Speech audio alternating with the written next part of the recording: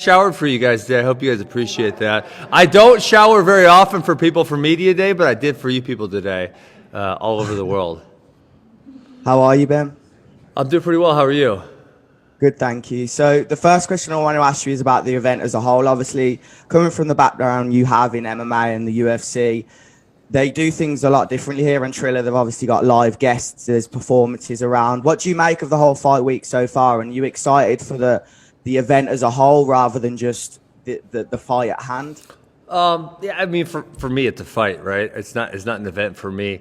If I was a fan or something, I might feel differently. But listen, I'm getting into a boxing ring, as funny as that sounds, and fighting on Saturday night. So I'm not kind of getting into all the hoopla and stuff. But I know the people who are. I have 10 guest passes, and they are all very excited for Justin Bieber and some of the other people.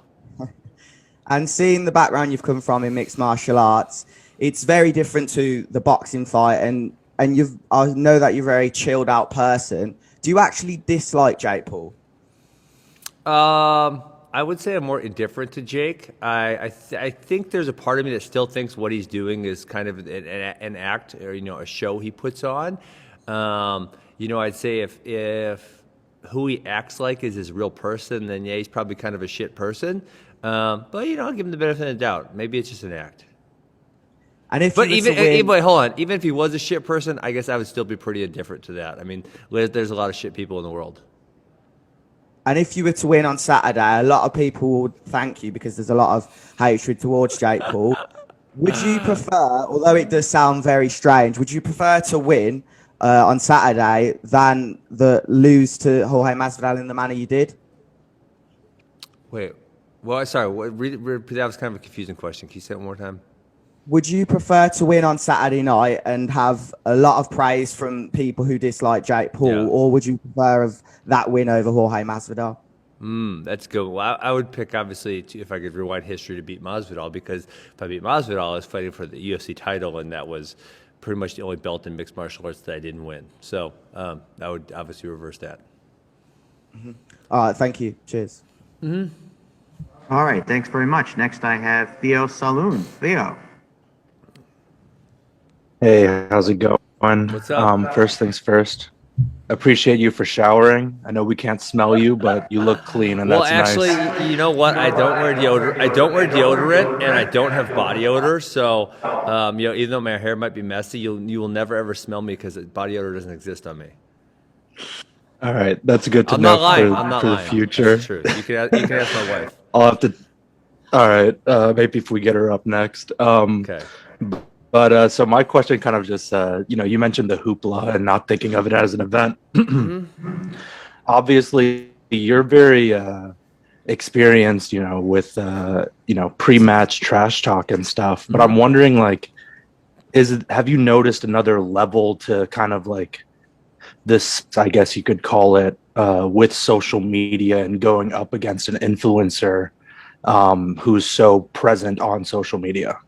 No, I haven't. I actually think, we should probably have our contracts reversed. I'm sure Jake's getting some kind of pay-per-view bonus, and I'm carrying the fucking promotion of this fight. Jake ain't promoting shit. You go look on Fight Hub TV. Jake's got 50,000 views, and I got 1.2 million. Triller, maybe they can send me a couple $1 million bonus afterwards, because the promotion of this fight is squarely on my shoulders. Jake's not doing his job. So you'd say he's not talking enough trash in advance? Yeah, not talking enough trash, and the trash he does talk, it's very poor. All right, got you. Appreciate you. All right, next we have Boxing Social. Ames here for Boxing Social in association with Betfred. How you doing, Ben? You all right? I'm doing pretty well. Good to hear. You fought in your recent fights. Well, it will be Jake Paul coming at the weekend, and you've had Jorge Masvidal in the past. Two big personalities. Out of the two, who would you say has been harder to deal with? Deal with in what way? Mentally, in terms of approaching the fight, everything encompassing dealing with the fight in general. I kind of deal with I kind of deal with everyone the same way. I try to make it as similar as possible every single fight, and that's same with this week. You said as well, leading up to this fight, this is essentially for you a one and done, but there's a small chance that you could continue fighting on. Can you give me an example of what that small chance means in fight terms? Like, who would have to be in the picture for you to fight on? Yeah, I don't really intend to box after Saturday night, but no, it's not a who question, it's a how much question. Is Trill going to recognize that I'm going to sell them 1 million pay-per-views and cut me, a Conor McGregor type check for the next one? Because if they do, then I would consider doing it again. And if they don't, I love coaching wrestling and podcasting. That's kind of my passion in life. I'll probably just go and do that. Well, a Conor McGregor-like check would include Conor McGregor, right? I can't imagine the UFC. Well, Conor's a significantly better boxer than myself, and obviously Jake Paul as well. I would love to fight Conor McGregor in mixed martial arts, but again, I'm going to be retired, and I just don't really see all that happening. I'm just saying, you asked me how I would how I would do this again, and how I would do this again is if they give me a very large amount of money. You have a weight on your shoulders. Really? From the people I don't feel it. Well, from the people who really dislike Jake Paul, they count on you to count him out of the boxing game. Do you realize that feeling from some of the fans? Yeah, I mean, I honestly think most fans are more invested in the result of this bout than I am. I mean, for me, I think actually the biggest negative comes from winning, because if I beat Jake Paul's ass, I'm going to be like world famous, and I ain't really trying to be world famous. Like I said, I'm trying to coach wrestling and podcast, and that's really it. So the result of the bout on Saturday night, obviously I'd like to win, but I don't really think it changes my life a whole lot either way. You mentioned investments there. Someone who's invested heavily in this, kind of interestingly, is Dana White is putting down $1 million on you. Yes. What's your reaction to that $1 million, and do you appreciate that support from Dana? Yeah, it's good to have that support, and Jake Paul is tremendous in the fact that he even made Dana White like me, which, man, that's years. That took years to make it happen. He made it happen. So good job, Jake Paul. And finally, look, you've had your injuries in the past, the hip most notoriously. Are you as injury free as you can be coming into this fight? Can we see the best Ben Askren we expect to see coming into this fight? I'm as healthy as I have been for a while, yes. But obviously, I'm not. I can't stand it when so I'm 36. Say athletes in their late 30s say this is the best I've ever been. I'm like, bullshit. Like, give me 24-year-old myself back again. I'd love to have that. But I am injury free and I feel great. So I'm ready to fight on Saturday night. All the best, Ben. Pleasure speaking to you. Thank you. Great. Next, we have Shaquille Majori.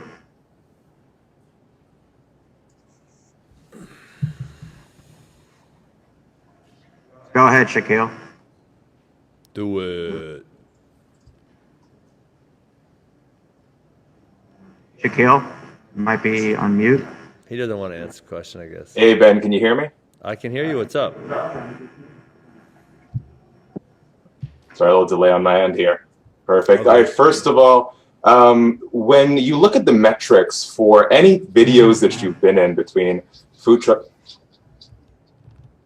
Oh, Shaquille's going out again.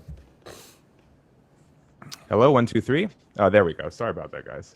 All right, first, Ben, when you look at the metrics for this fight, whether it's you on Food Truck Diaries or you on Logan Paul's podcast, it's amazing. The traffic has been terrific.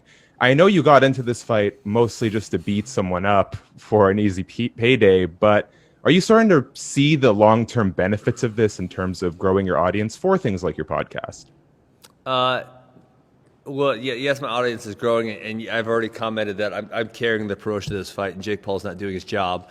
But I don't want to be famous. Yeah, my audience is growing like crazy, and the numbers are, like you said, Food Truck Diaries. I think someone showed me it's the second most watched Food Truck Diaries ever. I'm already really high up on the Logan Paul podcast for being, one of the most watched ever, and it's been 1 week. You know what I think it all points to, and I don't want to be famous, but it points to the fact that there's so many not authentic people in the world, and when someone's just real with them, when someone just really says how he feels from the bottom of his heart, people appreciate that. And I think that's kind of the biggest thing that's coming through is, people thought maybe it was bravado or something. No, I'm just being me, and I've been me for the last 20 years, and we don't see a lot of real people in the world, and the authenticity people appreciate.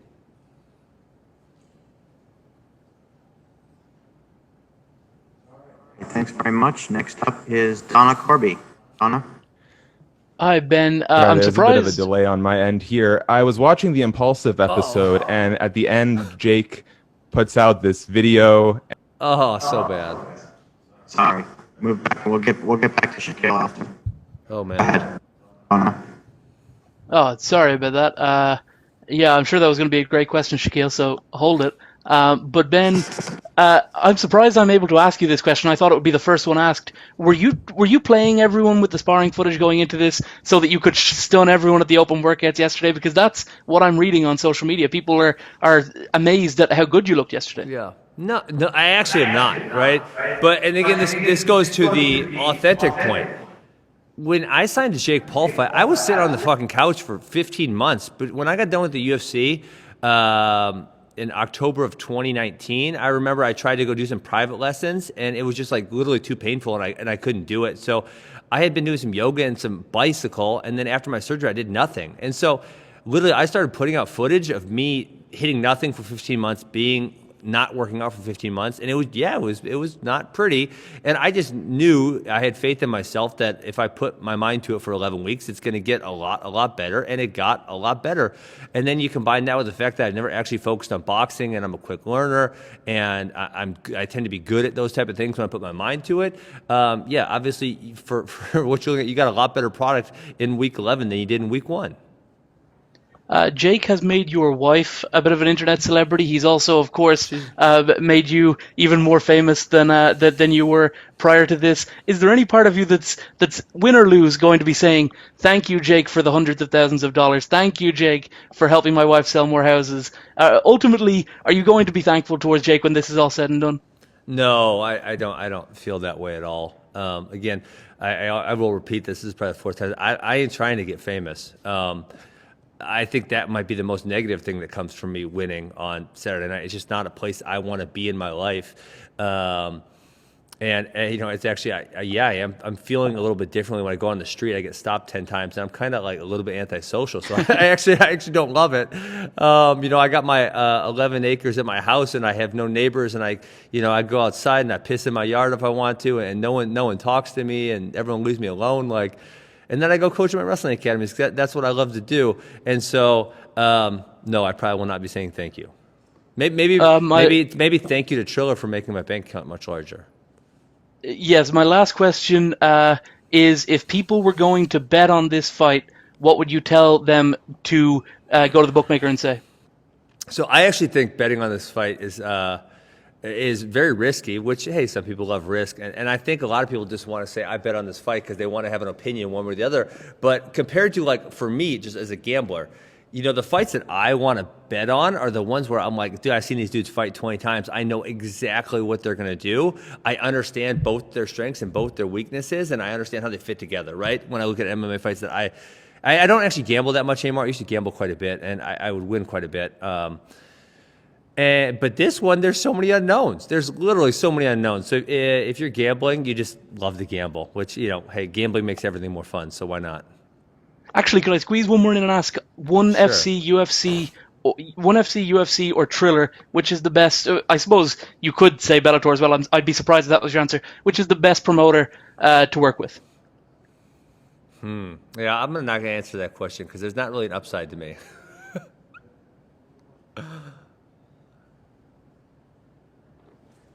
Okay, great. Thanks so much. Next, we have the great Damon Martin. Oh, the great Damon. I know Damon Martin. I saw him in Ohio one time in like 2014. Hey Ben, up? when we did our interview right after the fight was announced, I kind of joked with you about wrestling Jake Paul, and you said that wouldn't be fun because it would last like 11 seconds. Did you see yesterday? Yes. Jake actually said he wanted to wrestle you. So will you accept that challenge, and how quickly would that fight go? I cannot figure out. You know, I always try to think of what is someone's angle on this. I can't figure out what his angle is. I don't know. I mean, yeah, if he wants to wrestle, we can wrestle. I mean, I can go wrestle really, really high-level people still and be very, very competitive, if not beat them. The notion that I couldn't pin a bad high school, I mean, let's just put it, he wasn't even good at high school wrestling. The notion that I couldn't pin him in 20 seconds is hilarious. So I don't really know. I don't really know what he's angling at there. And then, but the one thing it does makes me think, which I've kind of always thought, and this I guess would be further proof that he realizes he doesn't have a future in boxing, because if your goal was to be a great boxer, you're not going to take a couple months off to wrestle somebody. And I just think back to my time, and I'm a world class athlete, and he's Jake Paul. I remember my time in 2010. I tried to both wrestle and do mixed martial arts as in the Bellator tournament, and it sucked, and I was not optimal in either one because I was splitting my time. So, I don't understand the angle there. Ben, when you started this training camp, when you were striking for MMA, you were striking to set up takedowns. You were striking to get to your wrestling. But you said, 3 months you would have time to learn and adapt and grow. How much do you feel like you have learned and adapted and grown, in your boxing over these last 3 months? Well, you guys saw it yesterday, right? I mean, read the comments on that video. There's millions of views. Go read the comments. Yeah, people saw it, and that was my whole premise is I understand that I suck at this, but I understand I'm a world-class athlete, despite the fact that I don't look like it, right? Sometimes can't judge a book by the cover, and that I'm a world-class learner. I understand how to learn things really well, and give me 11 weeks at trying this, and I'm going to be way better, and that's what you guys saw yesterday. And last one, during your mixed martial arts career, you faced off and had, kind of fun trash talking battles with a lot of people. I think going into this, because Jake kind of became famous through YouTube and social media, everyone thought, oh, well, this will be fun. He'll engage with Ben. It'll be a fun back and forth. But as you said, it's been a little bit one-sided. Have you been surprised that maybe he hasn't been better at the trash talk, or did you just kind of expect that when you actually got to know a little bit more about him?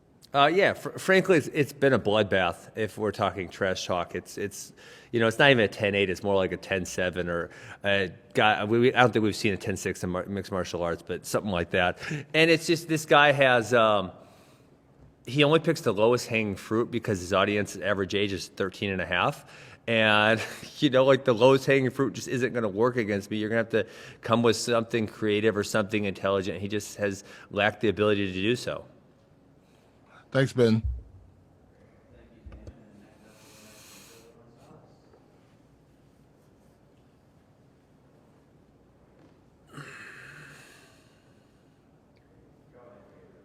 Hello, Ben. Can you hear me? Yeah, what's up? Hey, Ben. This is Gabriel with Cage Side Press. You showered for us, but you didn't bring the fancy robe today. Did you forget it at home? It's up in my room. It's nice and comfy. To ask you, I think one of the things that's become very apparent is your ability to handle a lot of personalities throughout your career, whether it's talking with Jake, talking with Jorge, and what have you. What is your advice to fighters? Because they get that a lot. Like, you got to talk better to sell the fight and make more money. Yeah. What's your advice to guys who are not as good at handling the pre-fight talk? So I don't necessarily have to trash talk, but you have to have a personality, right? There has to be something that people are interested in order to tune into your fight. The fight is just not enough, or in a few cases it is, right? But the majority of the time it's not. So create some type of personality for yourself, and then I would say on the second side is like I grew up. Muhammad Ali was my favorite athlete, and so he used psychological warfare to his advantage. And I can tell you unequivocally, whether it was my wrestling career or my mixed martial arts career, is that when the other guy's really angry or emotional, it's so beneficial. I mean, it really, really helps a lot. And actually, I kind of told someone the other night, and they pointed out, which is an obvious point, is Jose Aldo versus Conor McGregor. Like, Conor was so far under his skin, and that was the reason the fight was so easy for him, is he made Jose mad. So not only would it be beneficial from a promotional standpoint, but it's actually beneficial from a competition standpoint. And so, go get started figuring it out. It sounds like it might be Eddie Alvarez who'll be the next MMA star jumping over to box somebody for Triller. I was just wondering, what are your thoughts on Eddie possibly getting in there to box Oscar De La Hoya in June? Well, I love Eddie because he's a Bitcoiner, and I felt bad about his last fight because I didn't agree with the referee's call at all. But I actually heard it's going to be Tyron Woodley. That's what I heard. I mean, what advice do you have for him? Obviously, you guys have been really close. Yeah. What is your advice for him? Tyron's a much better boxer than myself. I don't got any damn advice for him. You don't try to give advice to someone that you're worse than. You'd say that you don't like being famous and everything. Can I ask why? Because I think a lot of people would say, Ben Askren, you're kind of pretty good at being in the public eye. Oh God, that's what my wife says too. She says like, I know you don't want this, but you seem to thrive in that environment, and to me it feels like a wrestling locker room where you guys everyone's just kind of talking shit, and you roll off your back, or some guy gets bothered, so then you keep antagonizing him. I don't know, like I just don't have the desire, and I guess in the case that I could give positive, I think like I have a quote, and I think I should probably trademark it at some point. But don't tie your ego to your outcome. And I said that on the Steve-O podcast, and a handful of people have commented. I've seen that said something like, "Hey, that really affected the way I think about things." And so, hey, if I could affect people in a positive way like that, I would love it. But I'm I think I'm borderline autistic actually, and I have very specified interests, and I can't stand talking to people about things that don't really matter to me. And I know it's really bad. My wife gets upset with me about it, and she probably should, right? It's fair. And so when people want to come up and talk to me about stuff, it's just like, I don't want to talk. I want to think about what I want to think about, or I want to go coach wrestling. I want to do what I want to do, and I don't want to talk to strangers. I know I sound like a total asshole when I say that, but I'm telling you my feelings. I don't want to do that. I want to be able to go to the restaurant and sit down and eat and not have anyone come take a picture and listen. So, I know I sound like an asshole, but I'm telling you my feelings, and that's how it is. Hey, completely understood. My final question, Ben, who's the bigger problem child, Jake Paul or Sean O'Malley? Ooh, that's a good question. Oh man, I don't know. I don't know them well enough to really comment on that. I probably have to do a more thorough research of their histories. Hey, thanks, Ben. Yep. Okay, next up is Boxing Social. Hey Ben, I just had a couple more questions for you. Yes.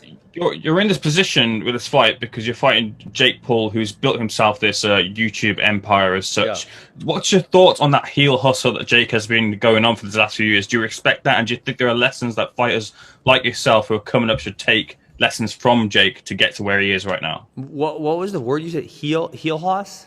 The heel hustle. Heel like hustle. I never heard that exact terminology. No, I get what you're saying.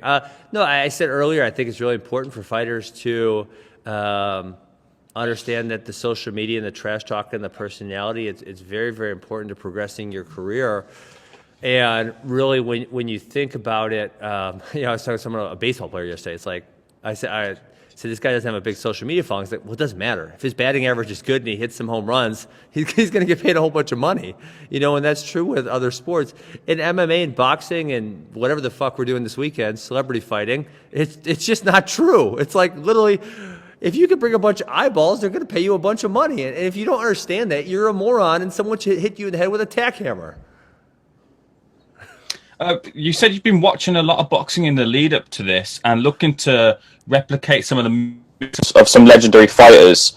Who have you watched and who have you been trying to replicate? I really liked how Tyson bit that dude, so maybe I'll try to bite Jake. Any other fighters you've been watching? No, it's just that. That's it. And just finally from you, can I get your prediction, please, for the fight night? Seventh round TKO. We'll stick with that. Brilliant. All the best then. Thanks, Ben.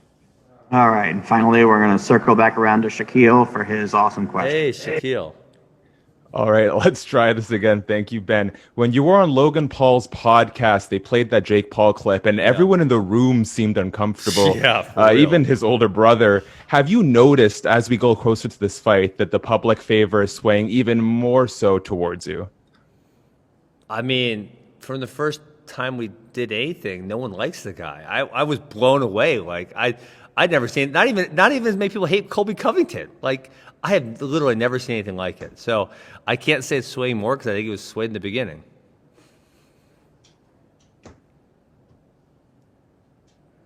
we'll leave it at that. Since Phil, thanks very things much. Still delayed. Thank you And very much, Ben. Good luck.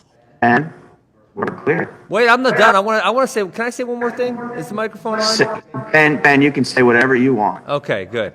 Listen, I fully intend to box on Saturday night, but Jake Paul is telling lies when he says my purse will be deducted for me doing a non-boxing move. That's just not true. He made it up, and I would just appreciate all you guys write that he's telling lies. Peace. Maybe I'll throw an elbow. You never know.